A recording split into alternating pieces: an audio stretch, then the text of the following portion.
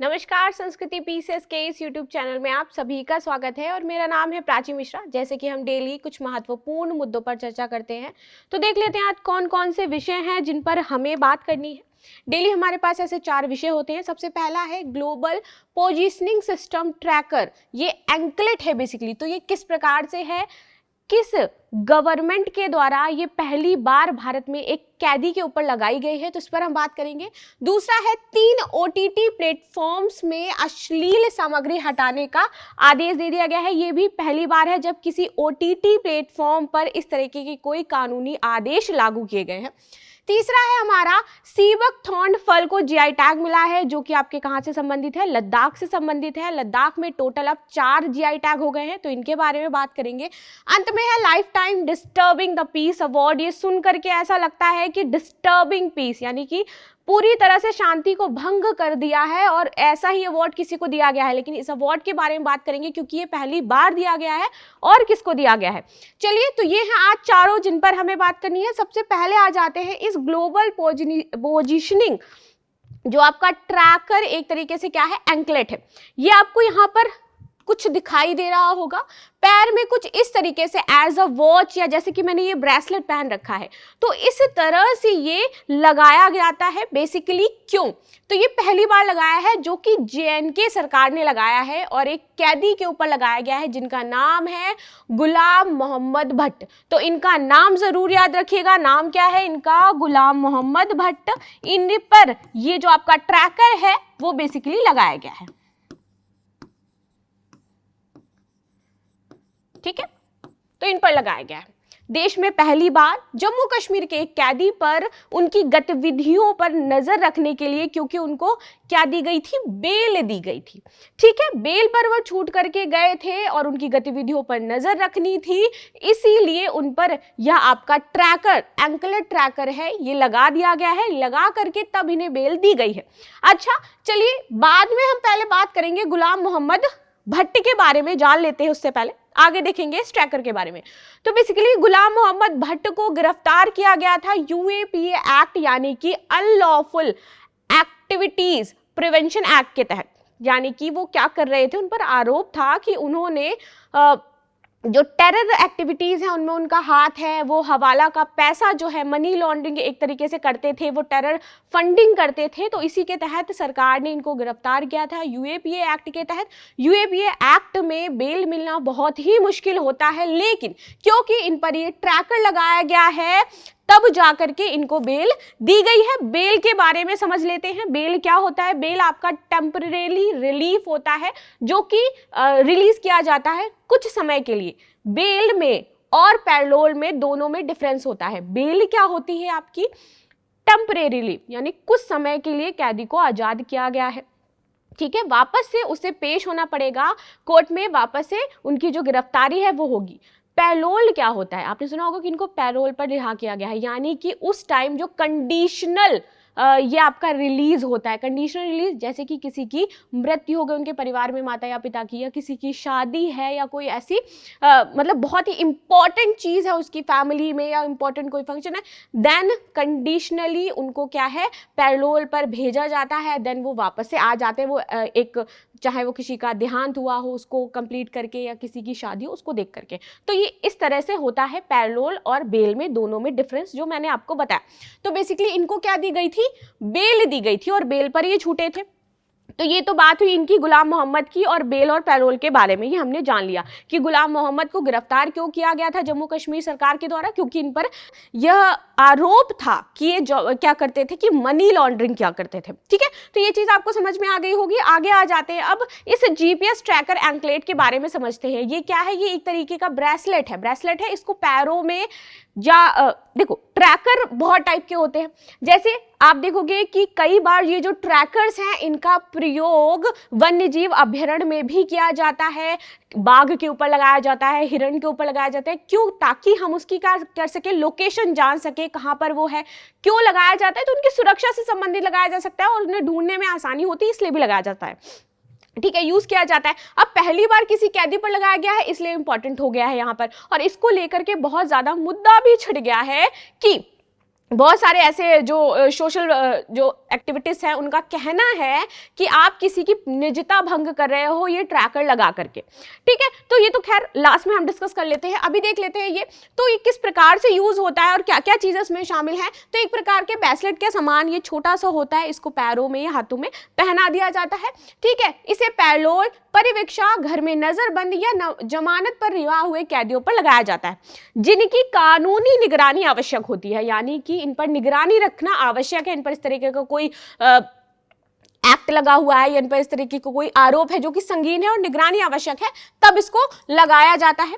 ठीक है, इसमें किसी व्यक्ति के टखने या बाह पर इसको लगा दिया जाता है, जैसे कि मैंने आपको बताया। ठीक है, यह जीपीएस एंकलेट और जीपीएस ब्रेसलेट का प्रयोग करते हैं। अब आपके माइंड में आएगा कि ये तो बहुत छोटा सा है, जस्ट लाइक अ वॉच, हम इसे काट भी सकते हैं, जिसको भी लगाया गया है या जिसको पहनाया गया है वो तोड़ के भाग जाएगा। ठीक है, अब जैसे ये ब्रेसलेट है मैं इसको तोड़ सकती हूँ, मैं इसको निकाल भी सकती हूँ, बट नहीं, इसको बहुत ही अच्छी तरह से फिट किया जाता है। जैसे ही इसके साथ कोई छेड़छाड़ करने का प्रयास करता है तो जहां पर इसको क्या मिल रहा है, नेटवर्क मिल रहे हैं, जो सर्विलांस है उस पर रहता है और तुरंत वहां की जो पुलिस है, जो विभाग है, उसको अलार्म और मैसेज मिल जाता है कि कुछ इससे छेड़छाड़ की जा रही है या फिर इसको हटाया, ये तोड़ा जा रहा है। ठीक है, और ये इतना आसान नहीं है इसको तोड़ना या हटाना। अब वो एक अलग बात है कि कोई इसको हटाने के लिए शायद अपने पैरों को काट दे, तो ऐसा तो कोई करेगा नहीं, लेकिन फिर भी एक मैं कंडीशन आपको बता रही हूं कि किन किन कंडीशंस पर ये इस तरह के काम हो सकते हैं। या तो कोई अपना पैर काट दे तो ये हट जाएगा, लेकिन नहीं, अगर इसको कोई काटने का प्रयास करेगा तो इतनी आसानी से नहीं हटता है, क्योंकि बहुत ही फिट करके पैर में लगाया जाता है। दूसरी चीज, अगर कोई हटाने का प्रयास करता है तो तुरंत मैसेज पहुंच जाता है वहां के सेंटर को, वहां पे जहां पे भी यहां से लगा करके भेजा गया है। ठीक है, ये तो बात रही इसकी और जीपीएस ट्रैकर की। अब बात आती है ये काम कैसे करता है, कैसे ये मैसेज पहुंचाता है, कैसे ये लोग। तो जो जीपीएस ट्रैकर्स होते हैं ये बेसिकली सैटेलाइट से कनेक्ट होते हैं, जो हमारे कहां पे होते हैं, अंतरिक्ष में बहुत सारे सैटेलाइट्स हैं, उनसे कनेक्ट होते हैं। उनसे कनेक्ट होकर के ये क्या करते हैं, परफॉर्म करते हैं। जैसे आप गूगल में जीपीएस देखते हो, ठीक है, गूगल में आप रास्ते देखते हो तो आपको बताता है ना ये जीपीएस है, ये लोकेशन है, ये इस तरह से कार्य करता है। तो बेसिकली ये क्या करते हैं कि जो रेडियो वेव होती हैं, रेडियो वेव्स के माध्यम से हमें इनका जो लोकेशन पीवीटी ये पता चलता रहता है। पी मतलब पोजीशनिंग, कहां पर है, पोजीशन पता चलती है। वी मतलब हो जाता है आपका वेलोसिटी, मैं रेडियो वेव यहां पर इरेज कर रही हूं, वेलोसिटी यानी कि कितनी वेलोसिटी से कोई भाग रहा है या फिर कहां पर है, ये सारी चीजें पता चलती हैं, वेलोसिटी। ठीक है, और टी मतलब पता चल जाता है कि टाइमिंग, उस टाइम इंसान कहां पर है, या अभी सर्टेन टाइम में इंसान कहां पर है, ईस्ट वेस्ट नॉर्थ साउथ, ये सारी चीजें पता चल जाती हैं। तो टाइमिंग इस पीवीटी पद्धति पर यह कार्य करता है। कार्य कैसे करता है, सैटेलाइट के माध्यम से कनेक्ट होता है, रेडियो वेव के माध्यम से ये इससे संपर्क करते हैं। ठीक है, तो ये तो चीज आपको पता चल गई कि ये वर्क कैसे कर रहा है, क्या चीजें हैं, कैसे ये क्या करते हैं, नेटवर्क भेजते हैं, कैसे ये मैसेज भेज सकते हैं और कैसे हम जान जाते हैं कि कहां पर कौन सा व्यक्ति है। तो ये पूरा कनेक्टेड जो होता है सैटेलाइट के माध्यम से होता है। 35 प्लस सैटेलाइट्स हैं जो इसके लिए कार्य करती हैं अंतरिक्ष में। ठीक, चलो, तो ये एक एक करके हमने ये चीजें जान ली कैसा होता है। छेड़छाड़ या हटाने का कोई प्रयास करता है तो तुरंत मैसेज पहुंच जाता है। अब इसमें एक चीज है कि ये ना बैटरी लगी होती है इसके अंदर और ये चार्ज होता है। तो या तो इसको जिसने पहनाया है, जैसे सरकार के द्वारा पहनाई गई है, तो सरकार इसको चार्ज करके भेज देती है। उसके बाद ये काम होता है आरोपी का कि टाइम टाइम पर इसको चार्ज करता रहेगा। अब थोड़े बहुत इसमें फ्लॉज है ही, तो इसमें एक बैटरी अंदर इनबिल्ड होती है और उसके थ्रू ये चार्ज होता रहता है। ठीक है, अब जीपीएस एंकलेट का उपयोग क्योंकि भारत में पहली बार किया गया है, लेकिन कहां कहां इसको और उपयोग कर सकते हैं, यदि इसके बारे में बात करूं तो कर्फ्यू के समय कर सकते हैं। ठीक है, दूसरा, हम यात्रा प्रतिबंध यदि कहीं पर है, बंद कर दी गई और कोई वहां पर आ जा रहा है, इस तरह से कोई भी ऐसी प्रॉब्लम है तो वहां पे कर सकते हैं। न्यायालय में इसका प्रयोग किया जा सकता है और पर्यवेक्षण एजेंसी द्वारा लगाई गई अन्य शर्तों को लागू करने के लिए भी इसका प्रयोग किया जा सकता है। और बाकी इसका प्रयोग हम जानते ही है कहाँ कहाँ होता है। एक तो जीपीएस, जब हम नेविगेशन रास्ता वगैरह देखते हैं, और दूसरा इसको वन्य जीव अभ्यारण्य होते हैं आपके, बाघ, गाय, इन सब पे आप देखते हो जीपीएस ट्रैकर आजकल यूज किया जाता है उनकी सुरक्षा के लिए। ठीक, अब बात करें क्या इसका प्रयोग भारत में ही हो रहा है या कोई और अन्य राष्ट्र भी हैं जो इसका प्रयोग कर रहे हैं? तो इसका प्रयोग यूएस के द्वारा, यूके के द्वारा, साउथ अफ्रीका के द्वारा, ठीक है, ऑस्ट्रेलिया के द्वारा भी किया जा रहा है, न्यूजीलैंड के द्वारा भी किया जा रहा है, और साथ ही साथ मलेशिया जैसी कंट्रीज हैं, ये इनका प्रॉपर यहाँ पर कानून बना हुआ है इससे संबंधित, और वह इस जीपीएस ट्रैकर का प्रयोग करती हैं। यहाँ पे मैं कंट्री मेंशन कर देती हूँ, यूएस, यूके, ऑस्ट्रेलिया, ठीक है, मलेशिया, साथ ही साथ न्यूजीलैंड हो गई आपकी। तो ये जो कंट्रीज हैं ये आपकी क्या करती हैं कि इस तरह से जितने भी ये जो ट्रैकर्स हैं इनका कानूनी मेंशन है कि वो इसका प्रयोग कर सकते हैं, उनको हक है, तो वह कुछ एक्ट के तहत इनका प्रयोग करती हैं अपने जो प्रिजनर्स हैं उनके ऊपर बेल के समय। ठीक है, आगे बात कर लेते हैं इस ग्लोबल पोजिशनिंग सिस्टम के बारे में। तो जैसे कि मैंने बताया कि ये एक उपग्रह नेविगेशन प्रणाली होती है और इसका प्रयोग स्थल पर किसी वस्तु के निर्धारित स्थिति की समय की जांच के लिए किया जाता है। ठीक है, ये आपको पता चल गया। पीएनटी सेवाएं यहां पर हो गई, जैसे मैंने बताया कि पोजीशनिंग, ठीक है, एंड नेविगेशन उसका हो गया। नेविगेशन यानी ईस्ट वेस्ट नॉर्थ साउथ कहां पर है, टी टाइमिंग हो गई, और पीवीटी, एक पीवीटी पोजीशनिंग, वेलोसिटी किस वेलोसिटी पर भाग रही है जो कि आपके जानवरों के लिए बेसिकली ज्यादा होता है, ठीक, और टी टाइमिंग। तो इस तरह से ये दोनों पीएनटी और पीवीटी दोनों ही कार्य करते हैं। यह नागरिक तथा सैन्य दोनों हेतु सेवा प्रदान करती है और नागरिक सेवा सभी उपयोगकर्ताओं के लिए निरंतर विश्वव्यापी आधार के रूप में प्रयोग की जा रही है। तो इसके बारे में था बेसिकली कि किस प्रकार से कार्य करती है।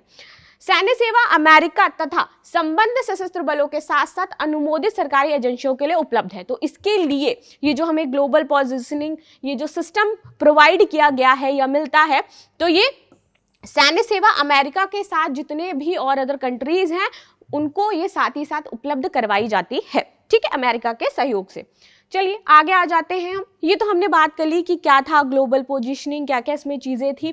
हाँ, अब जैसे मैंने बताया कि इसमें ना थोड़ा सा विवाद छिड़ा हुआ है कि बहुत सारे ऐसे एक्टिविटिस्ट हैं, सोशल एक्टिविटिस्ट हैं, जिनका कहना है कि इससे कैदियों की जो निजता है, प्राइवेसी है, उसका उल्लंघन हो रहा है। क्यों? क्योंकि हमने उनके पैरों पर एक जीपीएस सिस्टम बांध दिया, वो क्या कर रहे हैं, कहाँ जा रहे हैं, किससे बात कर रहे हैं, क्या बात कर रहे हैं, वो सब पता चलता रहता है। तो इससे उनका कहना है कि हमारे संविधान में संवैधानिक अधिकार दिया गया है कि हमें क्या है, हमारी जो प्राइवेसी है वो कोई भंग नहीं कर सकता है। और इसको लेकर के भारत में इस जीपीएस ट्रैकिंग को लेकर के कोई भी कानून नहीं बना है कि किस एक्ट के तहत, किस कानून के तहत इसका प्रयोग किसी कैदी पर किया जाएगा। जबकि यदि मैं यूके की बात करूं तो यूके में terror prevention and investigation measurement act के तहत, जो कि 11 का था, इसमें कहा गया है कि आप जीपीएस का प्रयोग कर सकते हो। वहीं यदि मैं मलेशिया की बात करती हूं तो मलेशिया में प्रिवेंशन ऑफ क्रिमिनल एक्ट, इसके तहत प्रयोग किया जाता है जीपीएस सिस्टम का। लेकिन भारत में ऐसा कोई एक्ट नहीं है जिसके तहत ये जीपीएस सिस्टम का प्रयोग कर पाए किसी भी आरोपी पर। ठीक है, तो इसी को लेकर विवाद छिड़ा हुआ है। अब भारत को चाहिए कि वो इससे संबंधित एक एक्ट बनाए, वहां पर मेंशन करे कि किस किस स्थिति में जीपीएस ट्रैकर का प्रयोग एक आरोपी पर किया जा सकता है। ठीक है, तो इसकी भारत को आवश्यकता है कि वह इस पर कार्य करेगा। चलिए, तो ये तो बात थी पूरी, हमने समझी कि इससे संबंधित क्या क्या चीजें हैं। आ जाते हैं 3 ओटीटी प्लेटफॉर्म्स, इन पर क्या किया गया है, प्रतिबंध लगा दिया गया है। कौन कौन से ओटीटी प्लेटफॉर्म्स हैं? तो एक है आपका हंटर्स, बेशरम और प्राइम प्ले। इन पर सरकार द्वारा किसके, सूचना एवं प्रसारण मंत्रालय, इनके द्वारा कहा गया है कि वह जितने भी यहाँ पर इस हंटर्स, बेशरम और प्राइम प्ले है, इससे अपनी जो अश्लील सामग्री है इसको हटा ले, अन्यथा इन पर कार्रवाई की जा सकती है। ठीक है, यह भारत में पहली बार है जब किसी ओटीटी प्लेटफॉर्म पर अश्लीलता से संबंधित कानून जो है वो लागू किए गए हैं, और क्या कानून है इनके बारे में भी हम जानेंगे। चलिए, तो इन प्लेटफॉर्म्स पर विभिन्न वेब सीरीज की जांच की गई और इसमें पाया गया कि यहाँ पर जो भी कंटेंट उपलब्ध करवाया जा रहा है वह क्या है, अश्लील है और समवर्ती अश्लील है। अश्लील है और अश्लीलता के समान है। ठीक है, तो ये समवर्ती अश्लील है।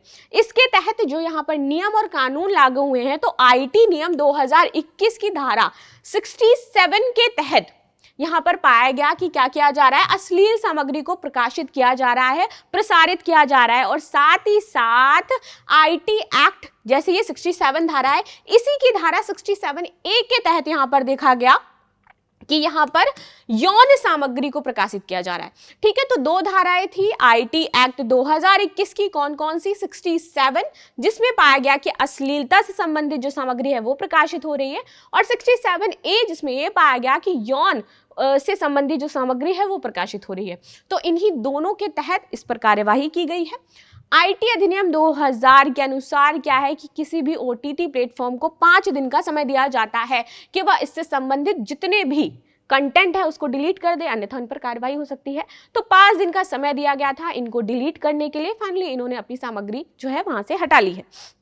ठीक है, बात करूं यदि मैं कि किस संस्था के द्वारा या फिर किस एक जो मल्टीमीडिया लिमिटेड कंपनी है किसके द्वारा ये चलाया जा रहा था, तो यह प्लेटफॉर्म जो था वो ठाणे स्थित कंपनी का था। कंपनी का नाम था web world multimedia private limited. इनके द्वारा यह कंटेंट और ये जो सीरीज है वो उपलब्ध करवाई जा रही थी।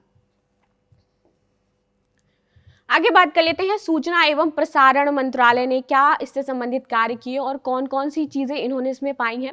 तो इन पर लगातार इससे संबंधित शिकायतें आ रही थी इनके पास।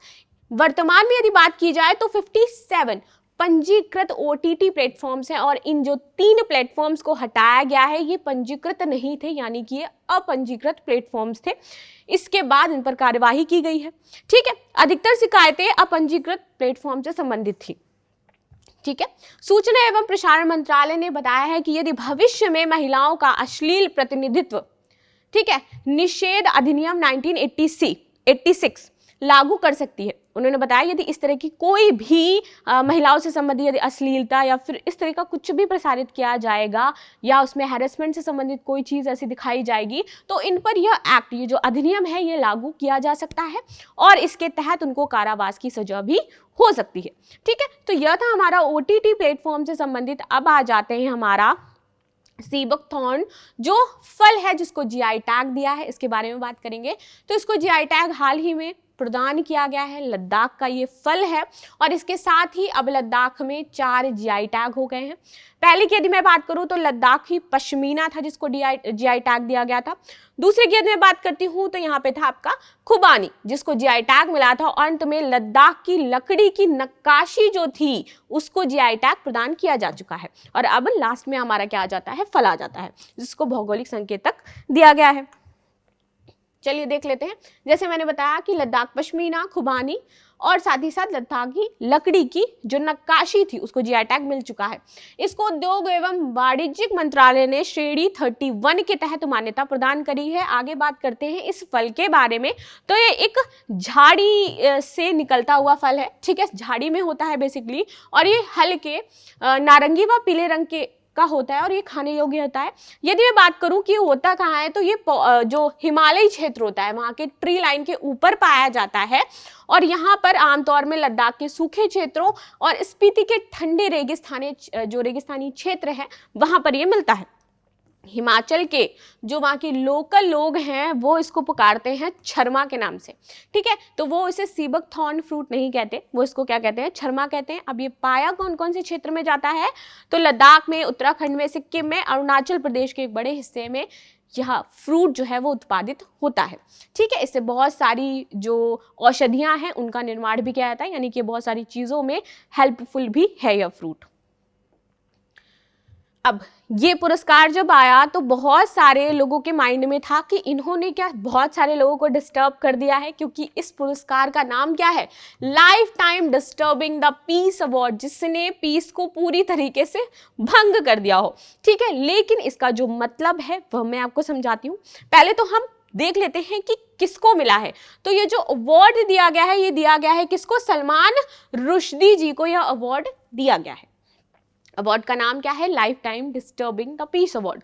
और ये किसके द्वारा प्रदान किया गया है? तो यह प्रदान किया गया है वैक्लेव हेवल सेंटर के द्वारा। तो इसका नाम याद रखना, नाम क्या है? Vaclav Havel centre. मैं रिपीट एक वर्ड को 2-3 बार करती हूँ, उसका रीजन ये है ताकि आप यदि सुन रहे हैं इसे तो आपके माइंड में यह बैठ जाए। आप कई बार चीज़ यदि 3-4 बार सुनते हो, बहुत कंटिन्यूटी से सुनते हो, तो वो कहीं ना कहीं आपके माइंड में बैठ जाती है और जब वो आपको पेपर पे दिखती है तब आपको याद आती है कि हाँ ये मैंने कहीं सुना था या देखा था। तो वो उस टाइम बहुत ही ज़्यादा हेल्पफुल होता है आपके लिए और आप कई बार इस प्रकार के क्वेश्चन जो है सही करके आ जाते हो। तो इसीलिए मेरा जो 2-3 बार रिपीटेशन का मीन्स होता है वो यही होता है कि आप यह वर्ड अपने माइंड में कहीं ना कहीं तो फिट कर ही लो। ठीक है। हाल ही में रुश्दी ने अपनी नवीनतम पुस्तक को लॉन्च किया है जिसका नाम है नाइफ, यानी कि meditations after an attempted murder. ठीक, ये इनकी पुस्तक का नाम है। चलिए आगे आ जाते हैं। अब इसी की श्रेणी में एक और अवार्ड भी प्रदान किया गया है। ठीक है, वो भी देख लेते हैं। वो था कि रिस्क से संबंधित, disturbing the peace for a courageous writer at risk award. ठीक है, और ये जो अवार्ड दिया गया है ये दिया गया है किसको? अला अब्दील फतेह को। ठीक है, तो इसके तहत 2 अवार्ड मिले हैं, एक तो आपका डिस्टर्बिंग पीस वाला और दूसरा मिला है जो उसी के आगे ऐड हो जाता है for a courageous writer at risk. ठीक है, और ये अवार्ड मिला है अला अब्दील फतेह को। अब बात करते हैं इस पुरस्कार के बारे में थोड़ा सा। देखिए, रुश्दी को उनके जैसे व्यक्तियों के महत्व पर जोर देते हुए यह पुरस्कार दिया गया है। रुश्दी ने पिछले महीने जर्मन बुक ट्रेड में शांति पुरस्कार को भी प्राप्त किया था। ठीक है, यानी इन्हें शांति पुरस्कार भी मिला था। पिछले साल उन पर हुए हमले के बाद सुरक्षा चिंताओं के कारण कार्यक्रम में जो रुश्दी की उपस्थिति थी वो गुप्त रखी गई थी। तो ये इनसे संबंधित बातें थी। अब बात कर लेते हैं इस पर।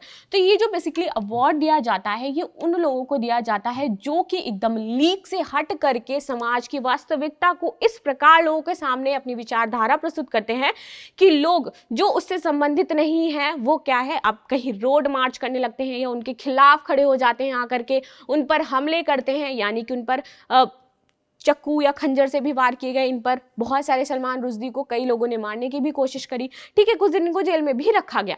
तो इससे लेकिन इन्होंने अपनी जो साहित्यिक कलम है वो नहीं रोकी, इन्होंने लिखना बंद नहीं किया, कंटिन्यू ये पुस्तक जो है प्रकाशित करते रहे और इसी को देखते हुए इन्हें यह पुरस्कार दिया गया। और यही यहाँ पर जो courageous writer at risk, same इनके साथ यही घटना हुई, इनको भी यह पुरस्कार इसीलिए प्रदान किया गया है।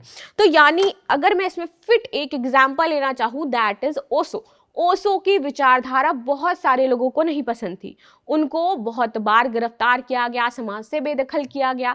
ठीक है, लेकिन उन्होंने लिखना नहीं बंद किया। यदि शायद उस टाइम इस प्रकार का कोई अवार्ड होता तो उनको वो जरूर दिया जाता। ये पहला अवार्ड है जो इस प्रकार से दिया गया है और उसकी शुरुआत करी गई है।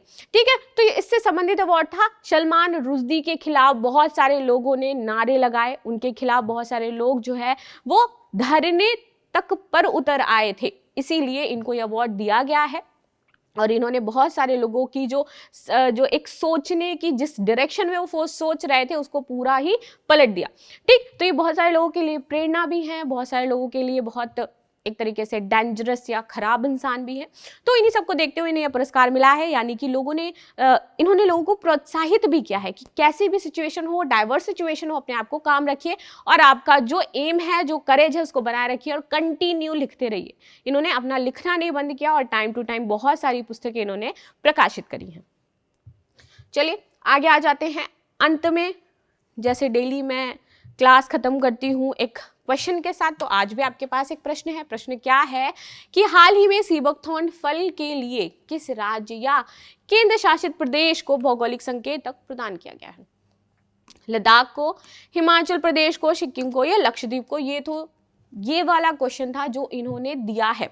अब मैं आपसे एक और क्वेश्चन करती हूँ कि हाल ही में ये जो जीपीएस ट्रैकर, ये जो एंकलेट पहनाया गया है, ये किस अपराधी को पहनाया गया है? उनका नाम मुझे कमेंट सेक्शन में बताइएगा और उन पर कौन सा एक्ट लगा था। यूएपीए एक्ट के बारे में यदि आपको थोड़ी सी भी नॉलेज है तो मुझे उसके बारे में जो मेन पॉइंट है, क्योंकि उसमें काफ़ी बार संशोधन हो चुके हैं जब से यूएपीए एक्ट आया है, तो उसका जो रिसेंट वाला संशोधन हुआ है उसके बारे में मुझे जरूर कमेंट बॉक्स में बताना। ठीक है, तो मिलते हैं नेक्स्ट क्लास में, तब तक के लिए धन्यवाद। लाइक शेयर सब्सक्राइब अवश्य करते रहें। रहें, अपने सुझाव मुझे अवश्य कमेंट बॉक्स में देते रहें। बहुत कम लोग मुझे कमेंट बॉक्स में आंसर करते हैं, तो मैं चाहती हूँ आप ज़्यादा से ज़्यादा लोग इसमें पार्टिसिपेट करें। मिलते हैं नेक्स्ट क्लास में, तब तक के लिए धन्यवाद।